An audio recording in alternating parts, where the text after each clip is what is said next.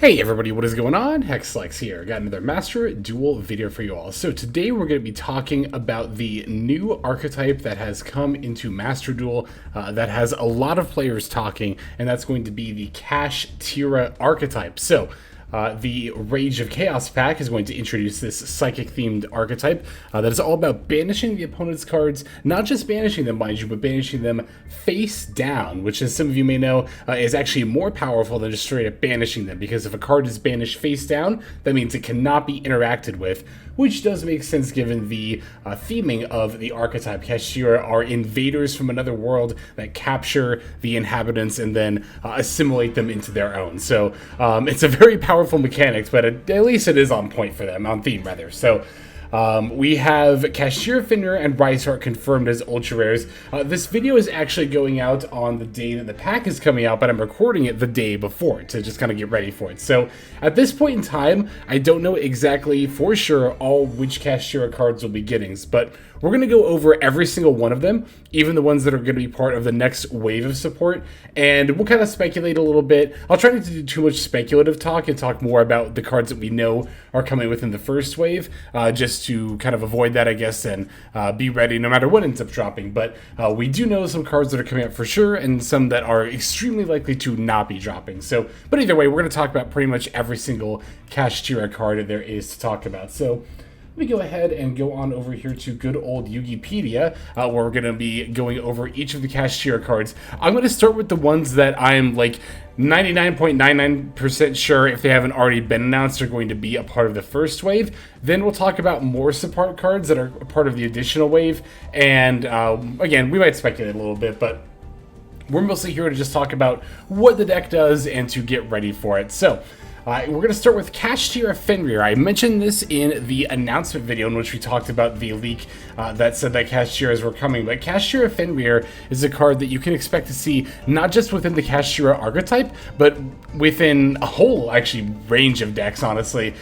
This is the one that is getting semi-limited upon release here in Master Duel, and for good reason. Kashtira Fenrir is a level 7 Earth Psychic monster with 2400 attack and defense that says, if you control no monsters, you can special summon this card from your hand. You can only use each of the following effects of Kashtira Fenrir once per turn. During your main phase, you can add one Kashtira monster from your deck to your hand when this card declares an attack, or if an opponent activates a monster effect except during the damage step, you can target one face-up card your opponent controls, banish it face down. So yeah, not hard at all to see why Fenrir is such a generically useful card and is very applicable to a lot of different decks. It can special summon itself. You just have to control no monsters. So nothing about this card like requires you to have other Kashtira cards or locks you into Kashtiras in any really way, shape, or form. Even the effect to add another Kashtira monster, you can add another copy of Fenrir. It's funny, a lot of cards that say you can add monsters do not include themselves, but Fenrir actually does include itself. So even if you're only running 2 copies of Fenrir, you can still just add the other from deck to hand. And if you go back and look at OCG and even some TCG lists from when they had their first wave of Kashtira support and not the second, there were a lot of decks that were running Fenrirs right out the gate. Tier limit sometimes, but especially Sprite. I noticed a lot of Sprite decks were on Fenrirs. Even when the card was released at TCG and OCG, well, these are more OCG lists I was looking at. When the card was released at 3, there were a lot of Sprite lists that were still only playing the 2 copies of it. It's kind of similar to the Dinosaur or Pankratops in kind of its function, but it's better than that because in some ways, because you know you can still use it as a turn 1 extender that not only gets you a free level 7 body on the board, but also adds again another copy of itself from deck to hand for the follow-up turn there. And if it's still on the board by the end of the turn, that's obviously still fine, because then when your opponent starts activating monster effects, you get to just start banishing their cards again face down. So extremely powerful card. Expect to see Fenrirs everywhere. Even if you're not planning on playing Kashtira like at all, it would probably still not be a bad idea to pick up 2 copies of this card, because it is just again a generically good card. So All right, let's go ahead and take a look at the next one here. Cashier Unicorn is going to be a level 7 wind psychic monster with 2,500 attack and 2,100 defense points. Hey, it's got Dark Magician stats.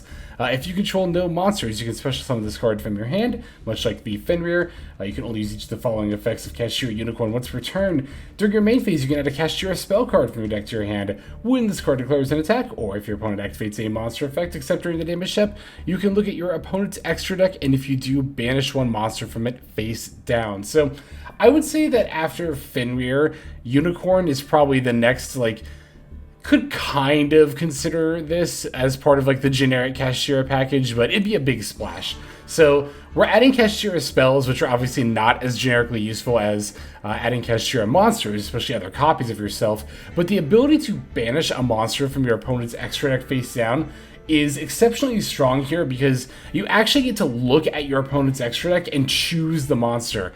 A lot of cards that take cards out of the opponent's extra deck will either do so many of them randomly, or your opponent gets to choose the ones that get sent. But this one, you get to look at your opponent's extra and pick their best card and banish it face down. So that's pretty good. It's also a lot of players don't like this effect because, it kind of robs you of your main combo points. And I will say that it's definitely kind of card design in that regard. However, I do think there is an iota of good card design here because it does reward you for having knowledge of how a whole variety of different decks work, right? If it's turn 1 and you're playing Unicorn, you can look at your opponent's extra deck and not only know what your opponent's on, but also identify the best card in their extra deck. You do definitely get rewarded for that. But the cards obviously are already been hit in the OCG and TCG. It is exceptionally powerful, especially when Kashtira does end up being at full power there. And it's one of the many things that people do kind of hate about this deck. Kashtira is not a very popular deck. Not that tier limits are very popular among certain people either, but Kashtira, I think even among the players who tend to flock towards more competitive decks, is generally kind of I don't want to say looked down upon, but kind of regarded with more annoyance, right? Because its main themes are obviously banishing face down, Unicorn takes monsters out of the extra deck, and we're going to see some zone locking here momentarily as well. So Unicorn seems like a pretty good card, but not as generically good as the Fenrir there, but still exceptionally powerful. So next card we're going to talk about is Cashier Ogre. This is a water psychic monster with 2,800 attack and 1,000 defense points. Like the other two, if you control no monsters, you can special this card from your hand, and you can only use each of the following effects of Cashier Ogre once per turn. So, during your main phase, again, we can add a Cashier card. Ogre is going to be able to add a Cashier trap card from our deck to our hand, and when this card declares an attack, or if your opponent activates a monster effect, except during the damage step, you can excavate the top 5 cards, up to 5 cards, rather, from the top of your opponent's deck. Banish one of the excavated cards face down, and then return the rest to the top of the deck in the same order. So Ogre obviously has the weakest effect of these 3 level 7 Kashtira monsters we've been seeing. Banishing one of the top 5 cards of your opponent's deck. You do get to choose the card that gets banished, but you do not get to reorder the cards.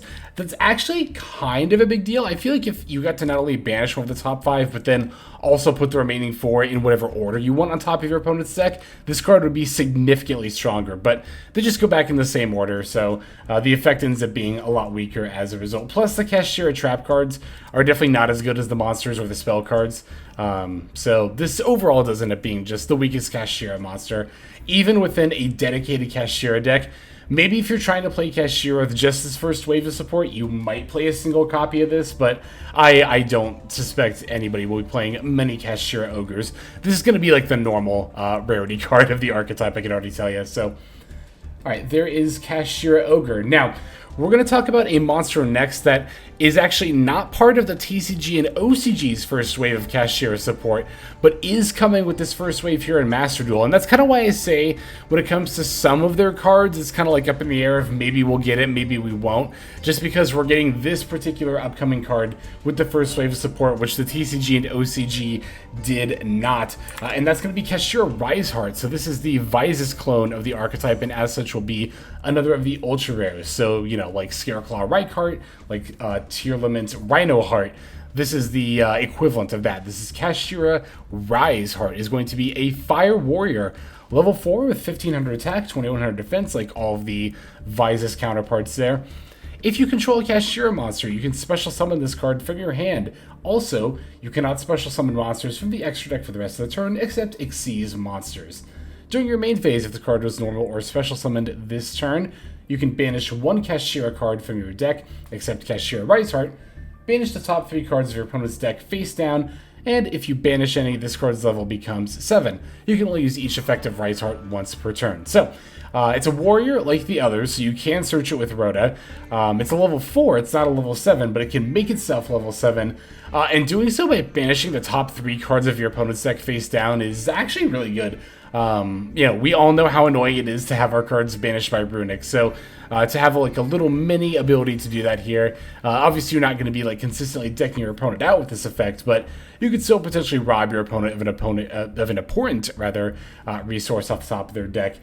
This card can act as an extender if you control a Cashier monster, but do note that you will be Xyz locked for the rest of the turn that you do that. So Kashtira is definitely a dedicated Xyz, obviously being focused on level 7, it's a rank 7 deck. There are quite a few good rank 7 monsters out there, so not just within, but also without of the Kashtira archetype. So definitely not a bad thing to be locked into, but I will say, and this was kind of the first thing that I particularly thought of, because of course it was, I noticed that, let's say you start with Fenrir and then you add Riseheart and you normal it, but not special with its effect. If you normal it, you can still use the effect to make it level 7 without getting locked into Xyz monsters. So from there, I don't know, maybe we could summon Tomahawk, maybe we could summon Auroradon, maybe we could do some shenanigans, who knows.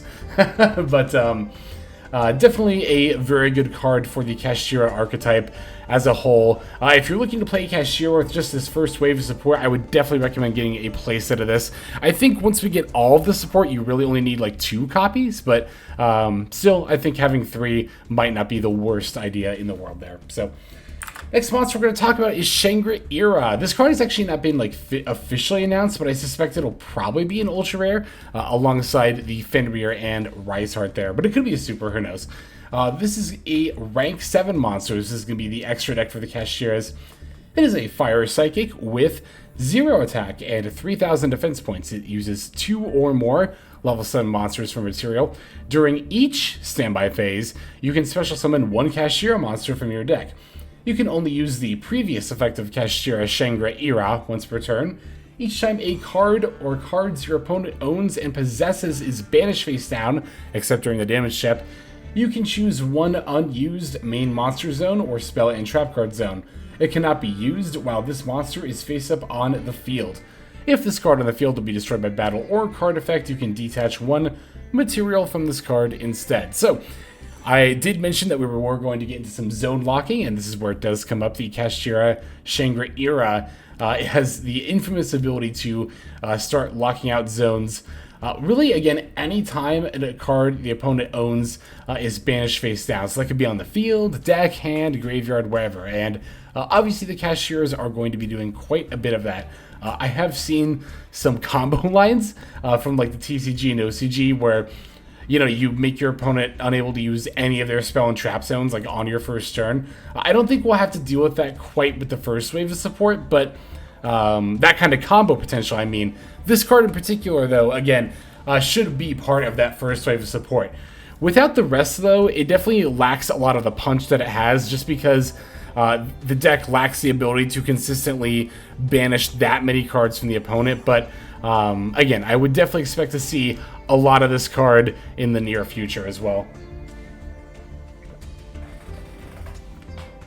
All right, I had to take a sip of water there.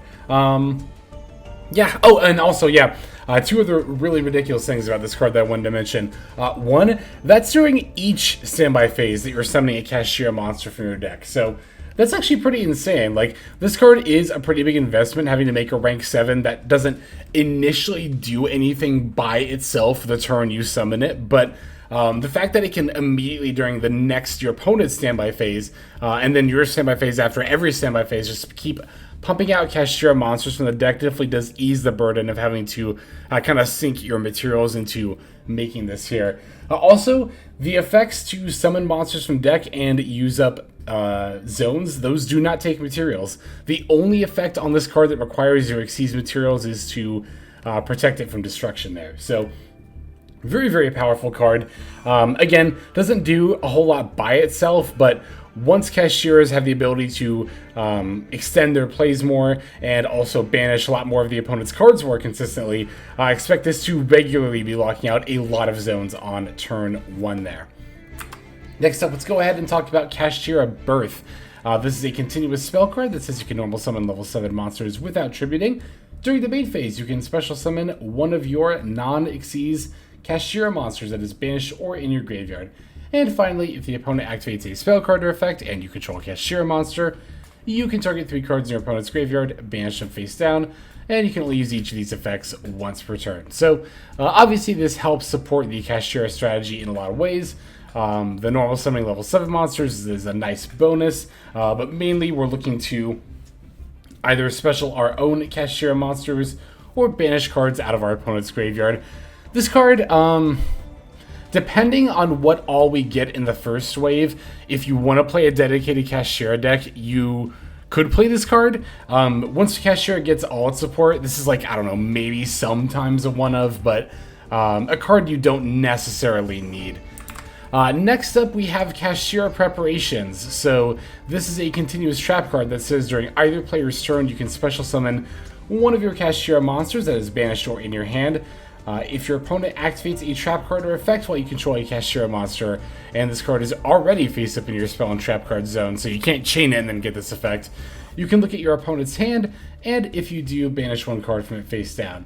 You can only use each effect of Cashier Preparations once per turn. So the ability to banish cards in looking at your opponent's hand and banishing cards from their hand is actually pretty strong, but it is also contingent on your opponent exactly activating a trap card or effect, so it ends up being very situational. This card in general is not that great. I think even in like a dedicated first wave only Kashtira deck, I probably would not play this card. So those are all the cards that are part of the first wave of support, except for Riseheart, which also got confirmed officially within Master Duel. So we're going to still talk about the rest of the Kashtira cards moving forward, but there's a decent chance a lot of these, if not all of them, will not be coming with the next selection pack. Again, by the time this video comes out, we'll actually know what all of these are in there. We're still going to go over each one of these cards, so that way we know for future information, and if any of them do happen to be in this first wave of support, we will go ahead and cover them. So there's 2 more main deck monsters that are part of the Kashtira archetype. One is Tier Limits Kashtira, and it is actually, yes, also a Tier Limits card as well. It's a level 7 Water Psychic with 2300 attack and 1200 defense. During the main phase, you can special this card from your hand, and if you do, banish 1 Kashtira or Tier Limits card from your hand or graveyard. If this card is normal or special summoned, you can send the top 3 card of either player's deck to the graveyard. If this card is sent to the graveyard by card effect, you can send the top 2 cards of your deck to the graveyard. And you can only use each effective Tier Limits Kashtira once per turn. So this card's not only actually decent in a Kashtira deck, but it's also actually pretty good at a Tier Limits deck. Obviously not only having Tier Limits in its name, but also being able to special itself, mill your top 3, and then also if this gets milled, it will mill 2 more cards as well. So all in all, I would definitely expect to see this play in both Tier Limits and Kashtira, more so I think in Tiers than Kashtira. When this card drops, I don't think this card is coming out with this wave of support. If I had to guess, this is a pretty firm choice that this will be in the second wave of support. So I don't think we have to worry about this card yet. I could be wrong, but I don't think this card is about to come out just yet. Next up is Scareclaw Kashtira, yet another hybrid card here. Scareclaw Kashtira is an Earth Psychic level 7 with 0 attack, 2600 defense. Like Tier Limits Kashtira, you can, during the main phase, special summon this card from your hand, and if you do, banish a Kashtira or Scareclaw card from your hand or graveyard. You can only use each effective Scareclaw Kashtira once per turn. This card can attack while in defense mode if it does apply its defense points for damage calc, and if a Kashtira or Scareclaw monster battles an opponent's monster, the opponent's monster's effect is negated until the end of the turn. So this card actually does see quite a bit of play in Kashtira, but not for its battle effects or anything like that. It's just a good level 7 extender. You don't play as many of the Tier Limits Kashtira as you do this one in a Kashtira deck, because the Tier Limits Kashtira, when it's summoned, mills 3 either for you or your opponent. Kashtira, you don't particularly want to mill yourself in that deck, and milling your opponent is often not a good idea if you don't know what they're on, or if worse, they are on a graveyard-based deck. So Scareclaw Kashtira is the better level 7 extender. They're both good though, because they can both special themselves from hand even if you control monsters. The other level 7 Kashtira monsters dictate that you control no monsters in order to summon them there.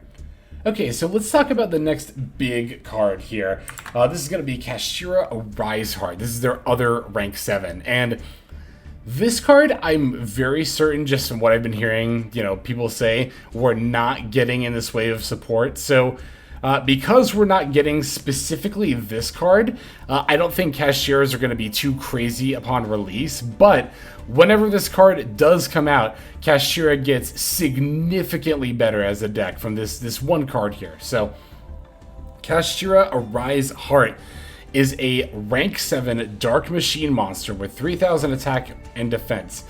Its summoning materials are 3 level 7 monsters, but its first effect says, once per turn, you can also exceed summon Castura Riseheart by using one Kashtira monster you control if an effect of Kashtira Shangri was successfully activated this turn. Transfer its materials to this card. It referring to whatever Kashtira monster you use as a material, not Shangri, I'm pretty sure. So any card sent to the graveyard is banished instead. Once per chain, each time a card is banished, attach one of the banished cards to this card as a material. Once per turn as a quick effect, you can detach 3 materials from this card, then target 1 card in the field, and banish it face down. So, wow. Wowie, wow, wow. Holy moly. This card is really, really good. So, it's really easy to summon, especially if you've used an effective Shangri. That's also if you've just used any of Shangri-Era's effects during this turn. Keep in mind, Shangri-Era is always going to just pump out a Kashtira monster during the standby phase, so excuse me. You can just take the Kashtira monster that Shangri summoned during the standby phase, and because Shangri activated the effect during the standby phase, you can just summon a Riseheart with that monster. So that's insane. Exceeds monsters that you just stack it on top of another monster are I'm not a fan of them. I'm not a fan of that card space design, and this is definitely a good example why. Because this exceptionally powerful card would be made a lot more balanced if you actually had to use 3 level 7 monsters every single time. This card is also a walking macrocosmos. Literally any card, doesn't matter where it gets into the graveyard from, field, hand, deck, extra deck, it will get banished instead. Then, once per chain, each time a card is banished, attach a card banished as a material. So, like, not only does this obviously fuel the quick effect to banish cards face down, which is also insane, but, like, even if your opponent does actually normally benefit from their cards getting banished, it just doesn't matter anyway. A Riseheart's just going to keep attaching them. So, yeah, like I said, pretty much everyone I've been seeing talking about this archetype online is saying that we're not getting this archetype, or this card rather, in the first wave of support. Once this card comes out, the Kashtira becomes a much, much, much scarier deck. So definitely be on the lookout there. Alright, so this card, Pressured Planet Wraithoth, I could actually see this coming out in the first wave of support. This is the one that I think I am most certain of these cards that haven't been confirmed yet would be a part of the first wave of support. Again, disclaimer for the 3rd time, I'm recording this the day before the set actually drops, so I don't officially know everything that's in it so far. So if this card does not end up being in the set, whatever, we'll just, it'll come out in the future, This is the field spell, so much like Tier Limits have Pearl Rhino and Scareclaws have Reichphobia, Pressured Planet Wraithoth is going to be the homeworld of the Kashtira archetype, and their Respective field spell. When this card is activated, you can add a Kashtira monster from your deck to your hand. Monsters you control gain 100 attack and defense for each different attribute on the field. If a Kashtira Shangri you control activates an effect, except during the damage step, you can target a card in the field and destroy it. You can only use this effect of Pressured Planet Wraith once per turn, and you can only activate one Pressured Planet Wraith Soth once per turn. I think it's actually Wraith Soth. There's no H there, but anyway.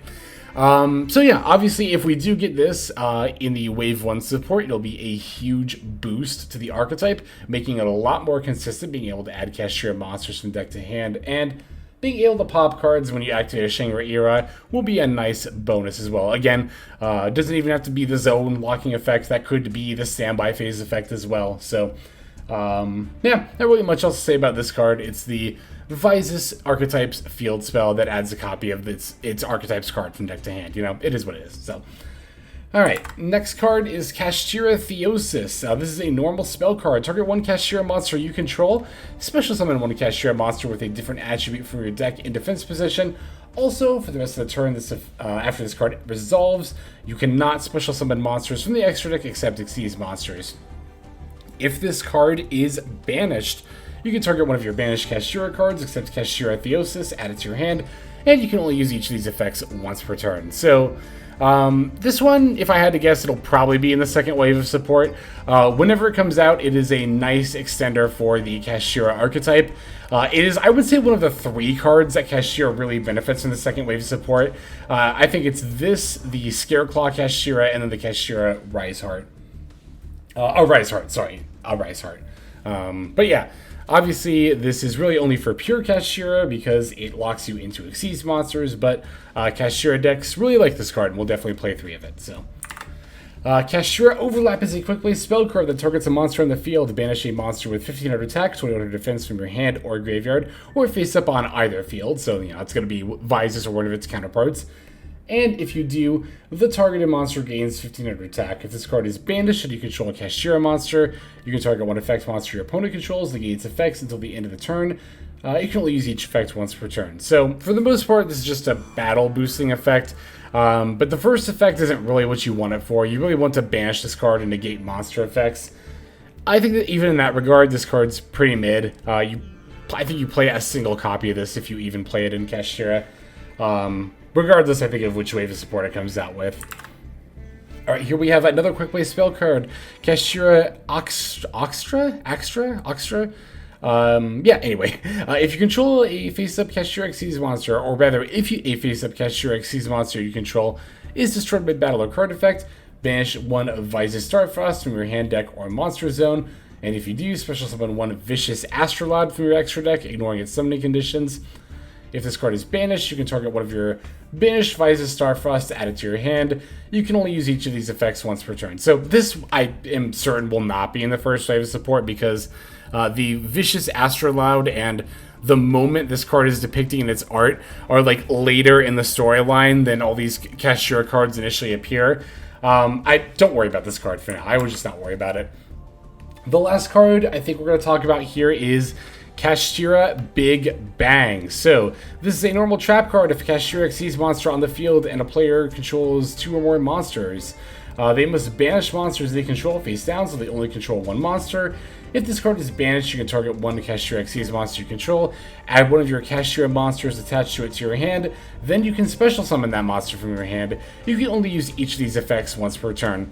So even though this is an archetypal trap card, which generally speaking, archetypal trap cards tend not to be as good as the monsters or spells, this one actually has 2 very impactful effects, and I could very easily see myself playing this in any Kashtira deck after it comes out.